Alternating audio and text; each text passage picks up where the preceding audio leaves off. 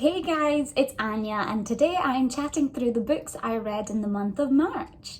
First of all, a quick apology for the fact it's been a while since I've posted a video. March was a bit of a crazy month with me being so overwhelmed with uni work, and then I ended up getting quite sick.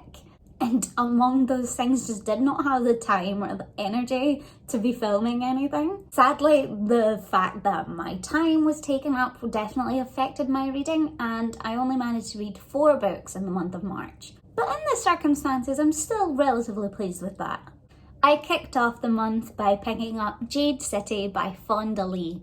This is a book that I'd heard so much about recently. It's gotten a lot of traction on BookTube and really gotten a lot of love. It's set in a city that is ruled by Jade. Jade has the ability to give people extra powers, essentially making them stronger physically and mentally and having many great advantages. The city of Janloon revolves around the trade of jade and the 2 ruling families that control it. But when a drug enters the system, allowing ordinary people to use jade, things begin to change and war threatens. Part of what really had me excited about this is the focus on political fantasy that I knew this had advertised. And there, it definitely did not fail to meet those expectations. It was a really richly constructed world that depended a lot on the systems and hierarchies within it, creating a lot of emotional connections as well as really dynamic plots. The action within it was definitely there, and I particularly enjoyed the 3 main siblings whose story we follow from the No Peak clan. The character of Hilo was probably my favourite to read of. I preferred his siblings as people, but as characters I really enjoyed watching his journey. I think there is only one thing that threw me from this book and stopped me loving it as much as I thought I would, and that's the fact that although this is a high fantasy world, it does have very modern aspects to it, and that the portions of the world, which is most of it, that don't revolve around jade, have had the same technological advancements. We have cars, phones, airplanes. That gives it a really original feel and does make it really fun and works super well within this context. It's just not something that I personally love as much. When I go into high fantasy, I love the idea of medieval inspired worlds where we're completely removed from anything even remotely similar to our current time. Like I said, I think it worked really well in this context. And I definitely think that that's just a personal opinion in the way that I view high fantasy and its workings of what shines in fantasy for me. I did really enjoy this, and all in all ended up giving it 4 out of 5 stars. After that, I picked up Sisters of Sword and Song by Rebecca Ross. This is a young adult high fantasy, which on the converse of Jade City really did scratch that itch for classic high fantasy tropes. This is a story of 2 sisters. We follow the main character Evadne, whose sister Halcyon comes home from the army, but when she arrives a day earlier than she's meant to, Evadne knows something has gone terribly wrong. Halcyon is sentenced for a terrible crime, but Evadne steps up and offers to take part of her sister's punishment. What unfolds is a story of underworld politics and quests paired with the ideas of sisterly love and family and bravery.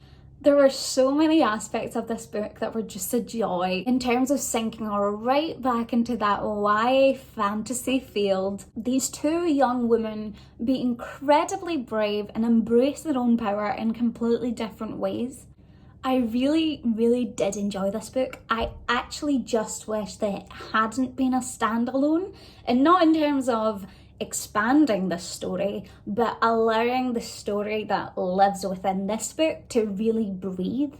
I felt it moved quite fast, which worked for the context in terms of keeping the pace up, but also I think there's so much politically and emotionally in this story that was talked about but not explored to the full extent and potential that it had.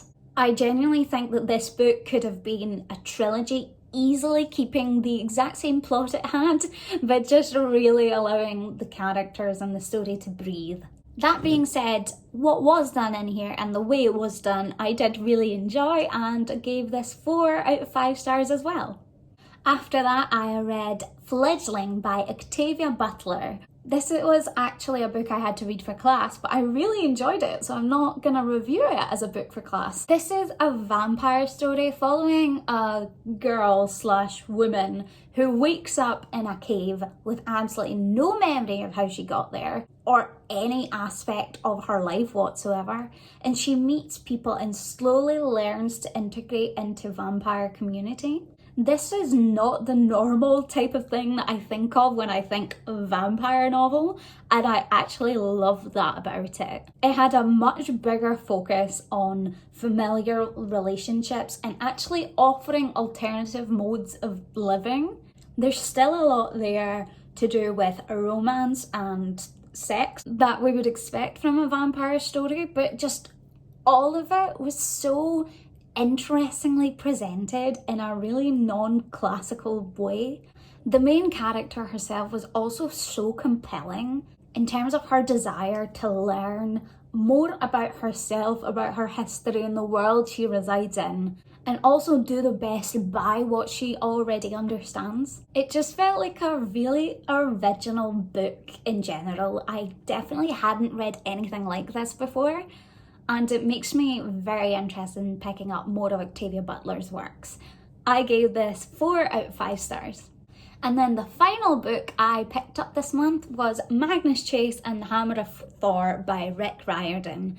This is the second book to the Magnus Chase and the Gods of Asgard series. This is, of course, very similar to the Percy Jackson novels, but following Magnus Chase and the Norse gods, when Magnus discovers he is the son of a Norse god and gets caught up in the world of Norse mythology. I mentioned the first book in my wrap-up a few months ago and I absolutely loved it. I genuinely think it was up there with the Percy Jackson stories in terms of how good it was in enveloping us in the mythological world, teaching me about Norse mythology, which I don't actually have any knowledge of aside from what I know from Magnus Chase. There was also so much humour and really great plots, just really keeping the action going all the time, with a wonderfully diverse cast of characters, which Rick Riordan just does so wonderfully. This second book definitely built on that, exploring even more in terms of identity and gender and looking into other characters and inclusivity. I'm not sure if it was part of the slight slump I had in terms of not wanting to read so much that I didn't quite manage to sink my teeth into it in the same way I did the first book. But I was in no means disappointed by it. It still absolutely gave me all the laughs that I was expecting and definitely the same attachment to the characters, only perhaps not the same page-turning urgency. Although the end was huge and definitely got me so excited for this third and final book, especially because I'm not going to spoil it, but what is set up at the end of this book is one of the things I am most excited for in a series or franchise, and most excited that I have been in quite a while. Like everything else this month, I ended up giving this 4 out of 5 stars. That's it from me today and the books I read in the month of March. Thank you guys so much for watching and I'll see you all soon. Bye!